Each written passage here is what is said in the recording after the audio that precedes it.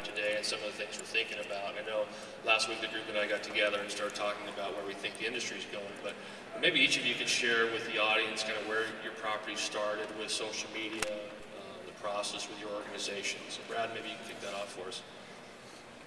Check. Lou, actually I was tweeting. Can you repeat the question?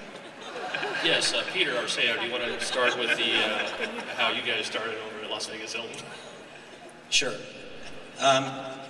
Really, it was kind of a challenge for me. I run the casino department, casino marketing department at the Hilton, and I was asked to take on the task of launching a social media program. I had to quickly get in touch with what that meant. I knew I heard a lot about the different sites.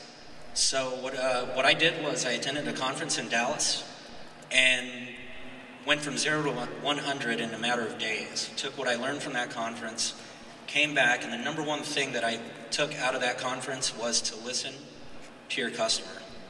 So when we launched our social media program, the first 2 months, we listened before we engaged. So we wanted to understand exactly what we were going to get ourselves into and how we were going to engage our customers. At Luxor, and Brandy, you could probably answer this question for Luxor, even though you're at Planet Hollywood now. We were, I guess, early adopters with regards to social media. We knew that Facebook was growing. Twitter was pretty much in its infancy when we got on board with that, but we realized that these were additional mediums in which to communicate to potential guests and to actually introduce a personality, a face or a voice to our property. And so it was a way of really trying to develop a better relationship, a different kind of relationship with potential consumers. And so we didn't know what the results would be, but we knew that we had to be there. And so initially it was more or less a leap of faith. We said that this is a space that we need to be in.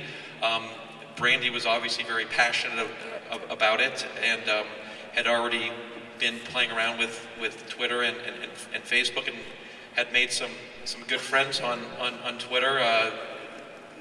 The gentleman from Zappos in particular. And so we saw other companies that were having some successes with it as well, and we decided to really get engaged with it, and I think it's proven to be a tremendous success for our property. Sure. For us, it's been kind of an organic thing. We have a lot of employees who are very interested in social networking, so we identified people who were doing this anyway. Initially, we've used it both for customer service and for promotional type things, but we also just use it to help share our expertise on the city. A lot of people ask questions when they're coming to Las Vegas. That's why they go to our website.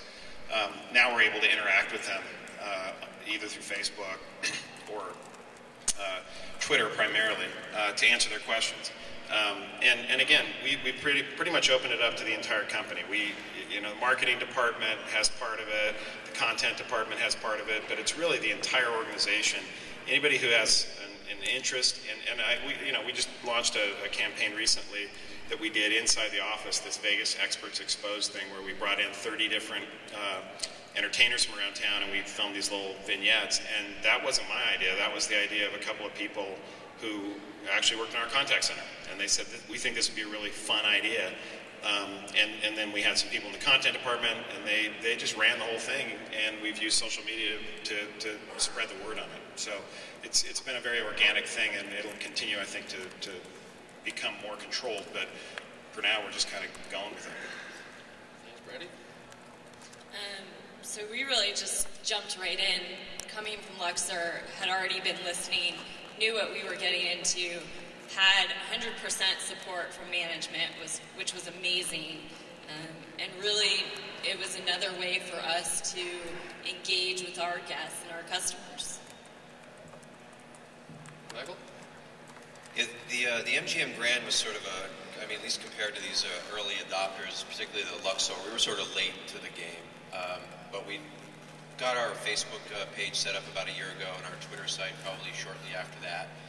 And really did it for a couple of different reasons. One of them was sort of realizing that the effectiveness of our email marketing was starting to degrade a little bit. And I think, there's a lot of reasons for that. I mean, I think everybody in this room can appreciate that the value of email has become somewhat diminished over the last couple of years. And what's stepping in to sort of fill that communication void appears to be Facebook and to a lesser extent Twitter. And so we've been using both of these channels to not only build up new customers, but in establishing a two-way communication with those customers, but also as a way to sort of offer room specials and advertise events that are happening at the property, stuff that we really want to get out there that may be ignored if it was put into an email message. And I really believe that in probably 2 years' time, Twitter and Facebook will be a much more effective business-to-consumer communication device than email marketing is. Thanks. So what are your expectations from social media? Is it brand building? Is it customer service? Is it direct response? What do you expect from these? Well, really, I have high expectations on the direct response side. Again, getting back to my argument about the increasingly ineffective email marketing messages that are out there, and for us to be able to sort of embrace this as a full-blown marketing channel, particularly for Twitter. I mean, we really enjoyed Twitter. I was inspired by another hospitality company, Joie de Vie Hospitality, out of the Bay Area. A guy named Chip Conley is the CEO of that. He's become a bit of a new media pundit, among other things. And what JDV does on Twitter is they offer room specials at particular days of the week. And obviously you have to follow them to be able to take advantage of those room offers.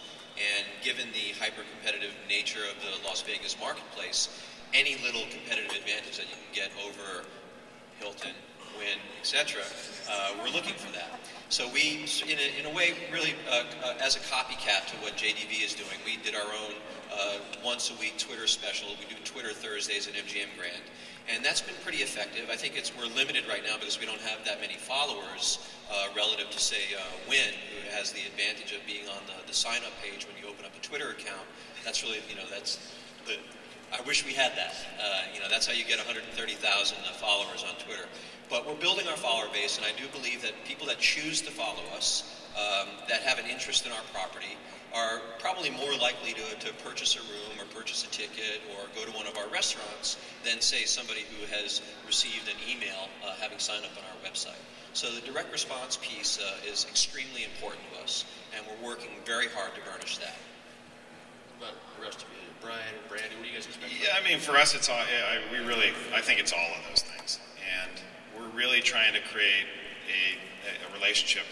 Michael and I actually argued about the email thing the other night. We still see email as being very effective. I think you just have to pay attention to what you're doing with your emails and target them as effectively as possible. And obviously, we're representing the entire city, and to the benefit of everybody on the stage.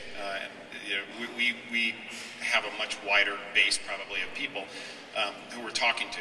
But when we're on, we've done some things on our Facebook page and with Twitter that are very commercial, but we also try to just have fun things.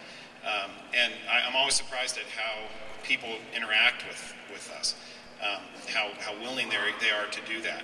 And I think that's an important part of it. If it's just constantly barraging them with advertising, they're not going to respond to that. We want to have something that they're going to look forward to seeing on their live feed.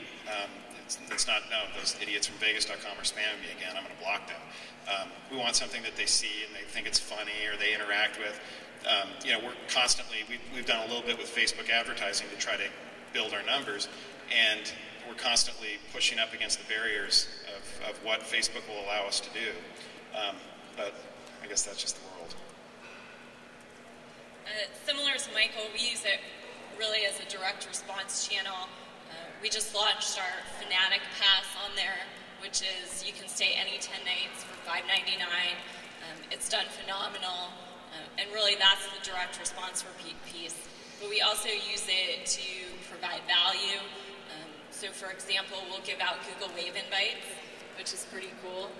Definitely not Vegas, but it certainly provides value to the community.